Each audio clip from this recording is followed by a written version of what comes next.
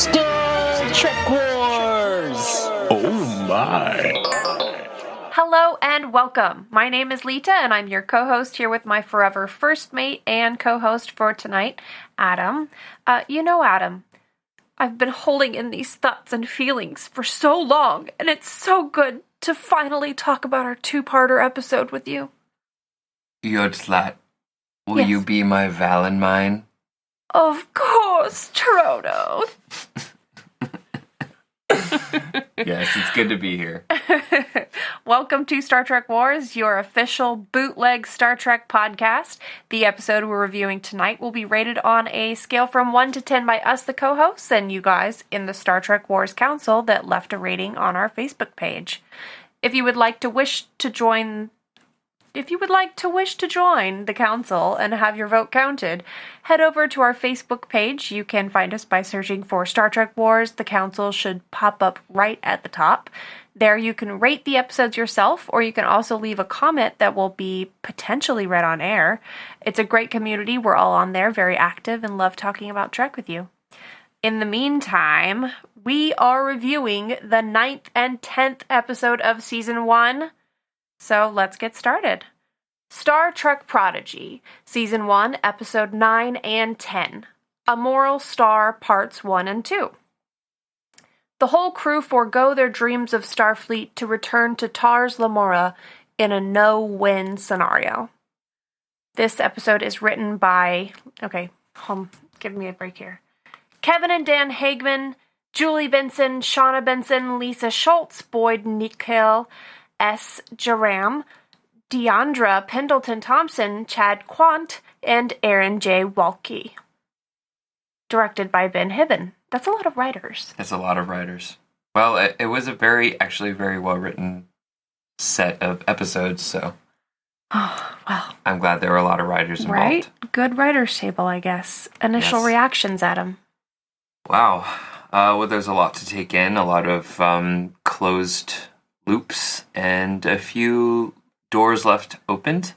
I liked the turns in Rock's arc, and I was a little bit more on board with Dahl in these two episodes as well. Uh-huh. So yeah, I think they are bringing the character. I think they are turning the characters' arcs onto the faces that they wanted everyone else to see. Yeah. So.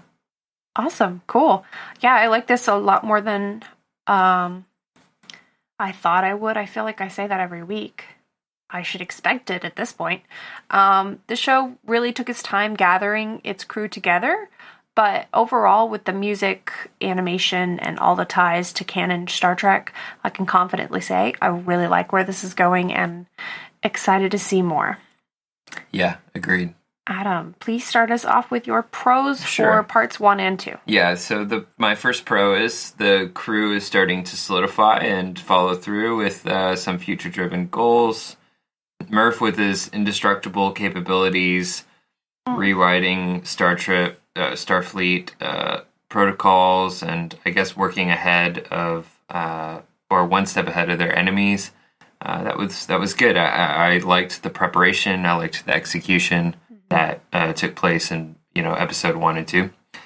The second is Murph containing the protocore. I mean, I kind of called it really early on that he was going to have some clutch moments, so I was really happy to see that they basically stored the entire Protostar in Murph. Right. Very good turn of events, and I'm sure everyone thought that was just really hilarious because, he's a great little character, and so. Murph containing a protocore, definitely a pro. Third, I love this. I liked the symbolism of the diviner crushing the comm badge under his boot. I thought that was really good writing, and it kind of emphasized or symbolized like how the comm badge is unification, language, freedom. These are themes that have traveled across the entire season. Him crushing the comm badge under his boot was a symbol of oppression, or I guess. It just made him seem very villainous, as he always has been. The fourth was the Starfleet uniforms. Like, finally, they donned Starfleet uniforms, right?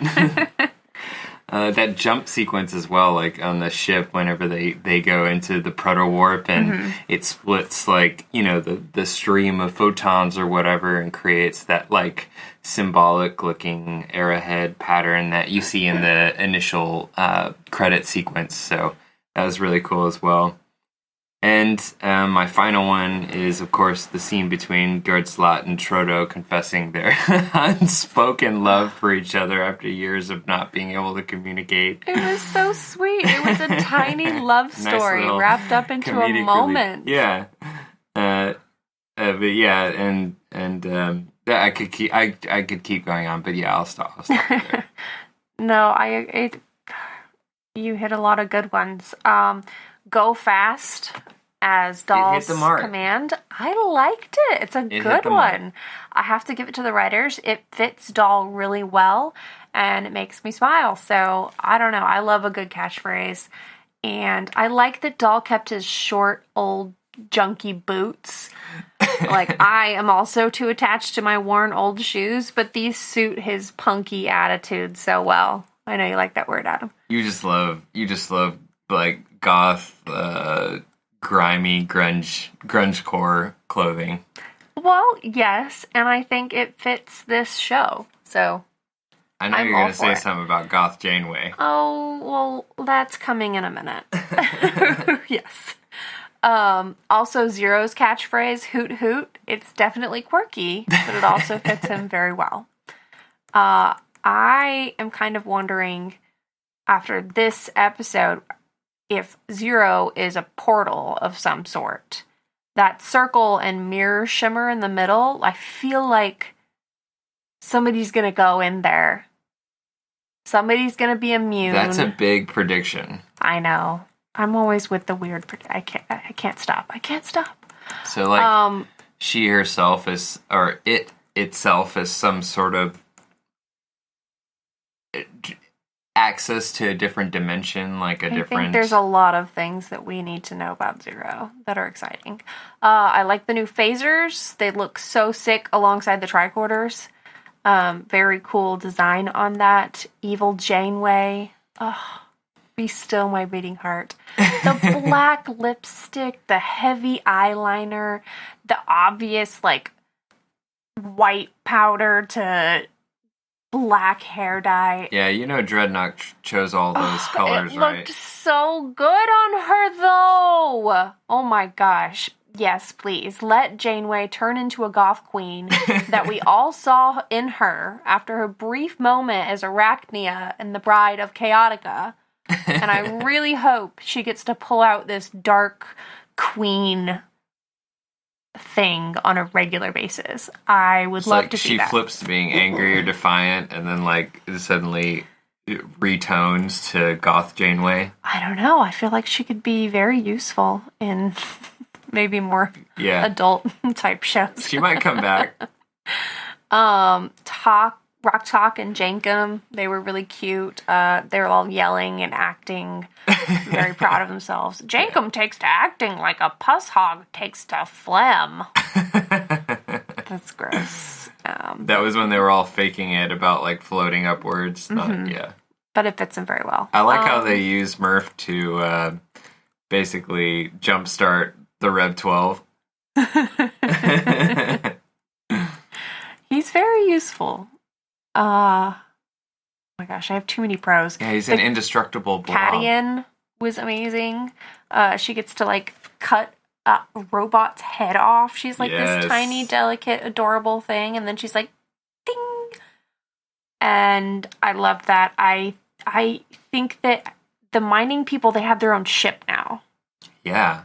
That was a really cool turn of events that I didn't predict personally. I never saw coming. No. Was that all the miners suddenly can communicate with one another. They're friendly to each other, and now they can talk to each other, and they have their own ship. They have their own ship.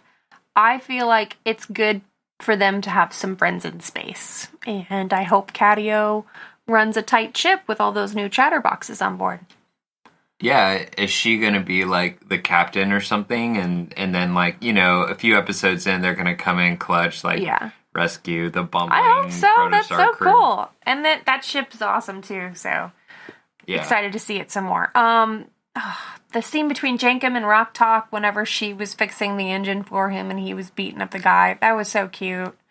And Admiral Janeway. I'm so happy. Yep.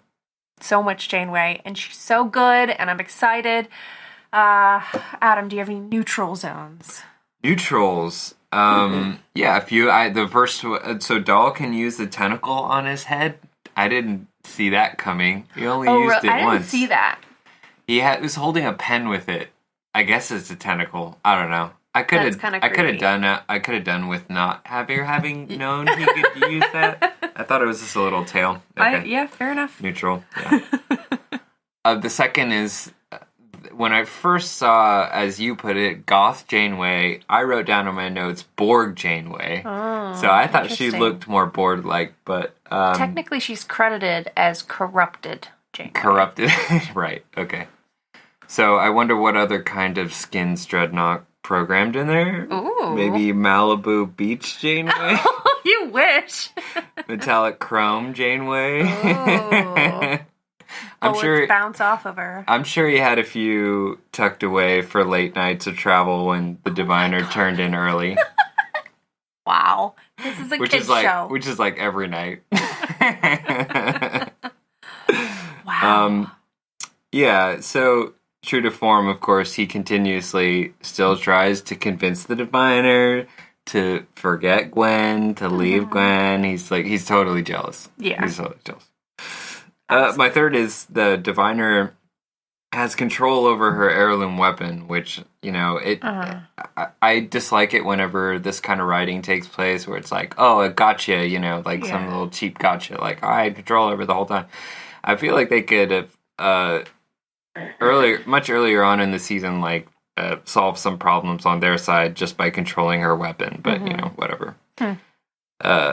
Much like Dreadnought 3D printing aboard the Protostar, but his cerebral dismantling to Zero's exposure was pretty terrifying for a kid's show. Yeah. That whole sequence of him going insane by watching Zero was a little unsettling. Okay, that's it. All right. For me, the new uniforms are a big neutral zone for me. I just wish they weren't. Is that because they're neutral gray? They're not. They're like black and white.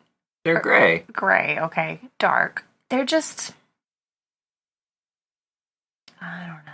I liked the fact that they just had the uniform on. I'm not sure why they chose gray and not the standard colors, but I don't know. It's not my favorite, and I can't put my finger on it completely. It just kind of gives me Diane Keaton vibes. Why do you say that? It's just like a turtleneck with a button up over it kind of feeling, mood. A cool gray sweater with a black turtleneck. No, not for me.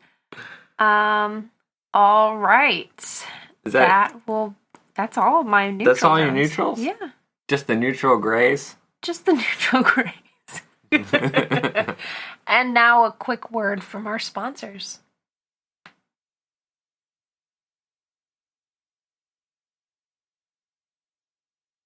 Oh, thank you for that. Adam, please start us with your cons. My first con is, there's no way during the sequence in which the Protostar blasts the Rev 12's generators that Rock knows exactly where it got blasted. So when Rock says, they blasted the generators, I don't believe that.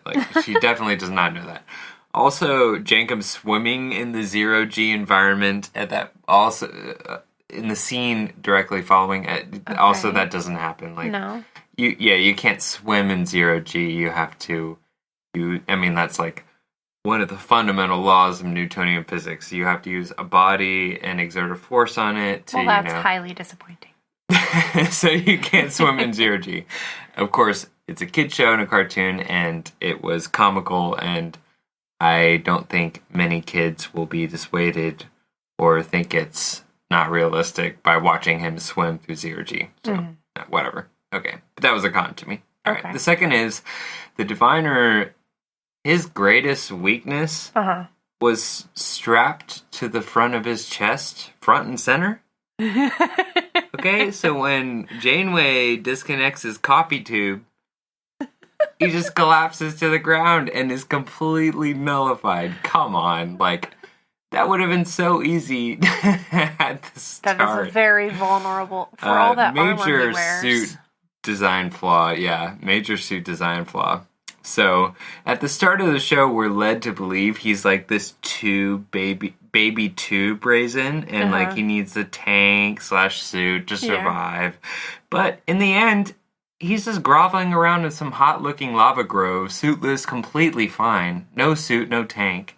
Just like hanging out. Of course, he's like out of his mind because he witnessed, He definitely went full Gollum. Yeah, went full Gollum for sure.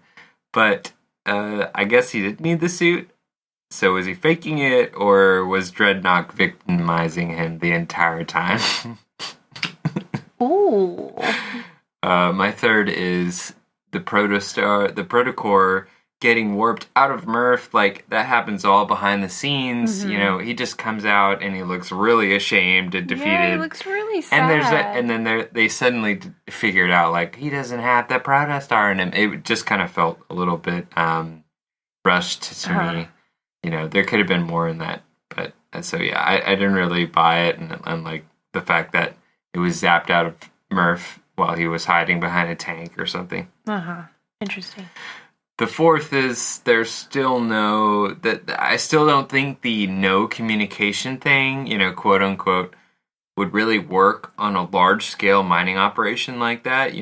They seem to be very, very coherent every time we zap into their environment and see them all working together. So, heavy equipment's operated daily, dangerous work occurs. There would just be too many accidents. It would be too muddled. I don't think that sort of thing could occur without people being able to communicate with each other. So it feels like, at this point, a writing artifact that they had to keep alive, and hopefully they make more sense of it in future episodes. But for now, it feels like an artifact that they just had to kind of keep going for the basic storyline to build out the characters when they discover the Protostar from the first episodes. All right. Okay. Cool. And I'm going to hand off this part to Adam. Please read us the fan comments. Sure. So I'm going to read the comments posted by people from both part 1 and part 2, one after the other. So the first one is from Wayne Fraser. He says, the show has me. I really like the episode. That's part 1. And I'm looking forward to part 2 and sad that next week will be the last episode for a few months in this very fragmented streaming schedule. Agreed. So now into important things. Some call Janeway a monster for what she did to Tuvix. I disagree. However, indoctrinating those kids with her coffee addiction now, that is evil. What's next? Siggy's? What do you think, Leta?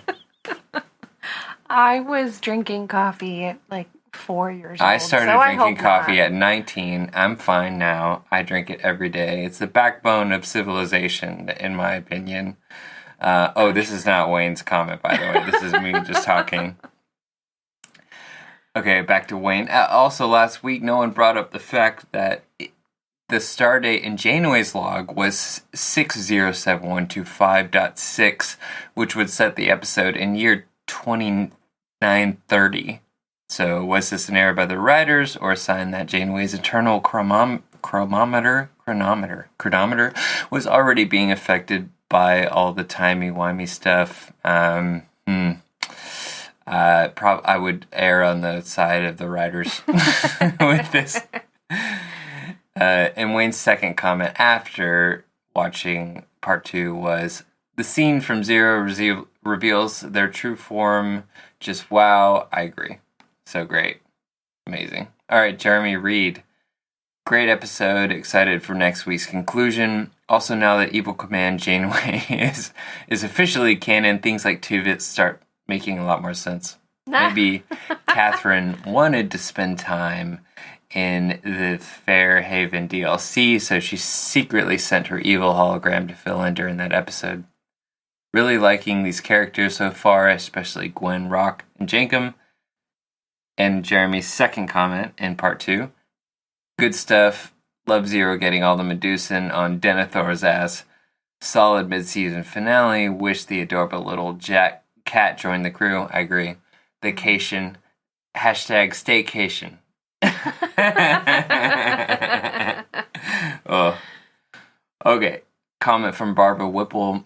Well, that was a pretty abrupt ending, but it looks like the kids have a plan, so we will trust that it works out. Gwen is hiding something after all, of course. It's just that they saw the message by accident, so what was going to happen if they didn't see it? I don't know.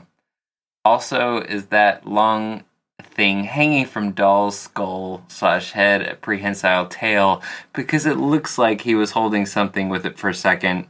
No, you weren't seeing things, Barbara. He was holding something with it. I literally It was a pen or that. something, and it freaked Gwen out, and then they just cut to the next scene and never brought it up again. She's like, I don't know if I can do this anymore. Exactly.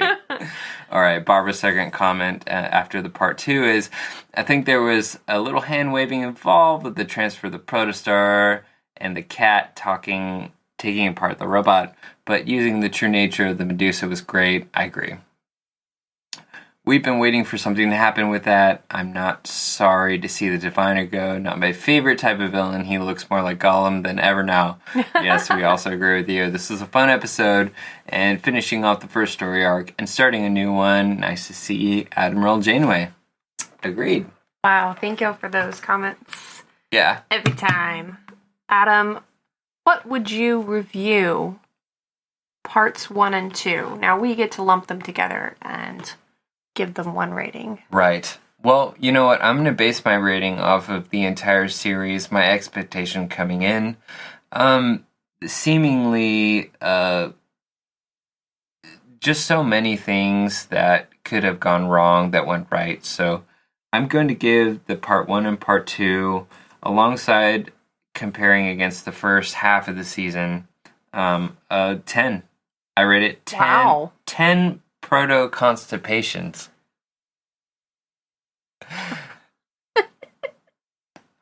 Because Murph was stopped up. Oh man, that's so gross.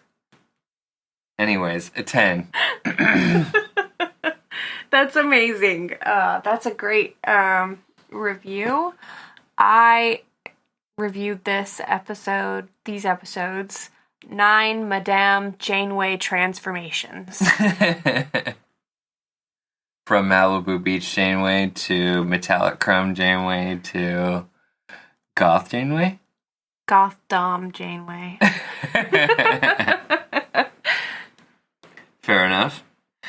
So yeah, it's defied my expectations, really. Awesome. Do you have a next time on for this? I do have a Sure. next time. Yeah, I do have a next time. I mean, we have 10 more episodes to look forward to. I know. Hopefully this one comes about. All right. This is my next time. 10 hours earlier appears on a dark screen. Bzz, bzz. Chakotay wakes up to his iPhone buzzing like crazy on the metallic nightstand next to his cot. Oh God, not Janeway again. He squints at the bright screen while rubbing the tattooed side of his face. Hey bro, not sure you're there, but love to hear from you soon. Coffee's on me, /Janeway.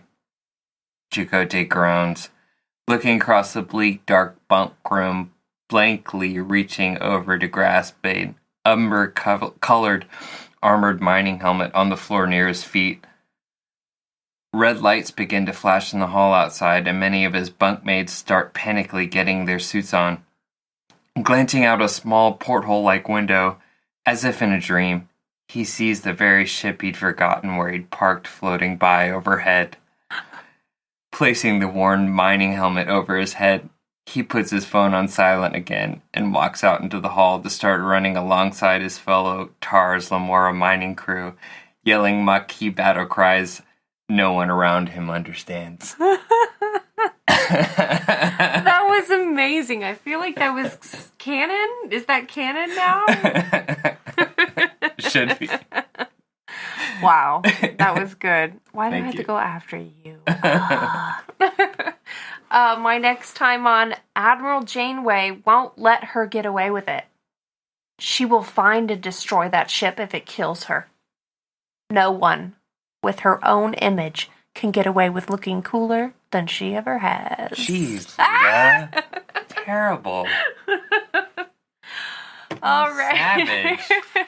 So how did Star Trek Prodigy do this week using the combined average score of ourselves and you guys who voted at home? This week's scores? Well, we came up with a conglomerate score across both episodes between you and me and everyone that voted, and it came out to a nice, cool, even 9. Nice. Very good score. Very good score.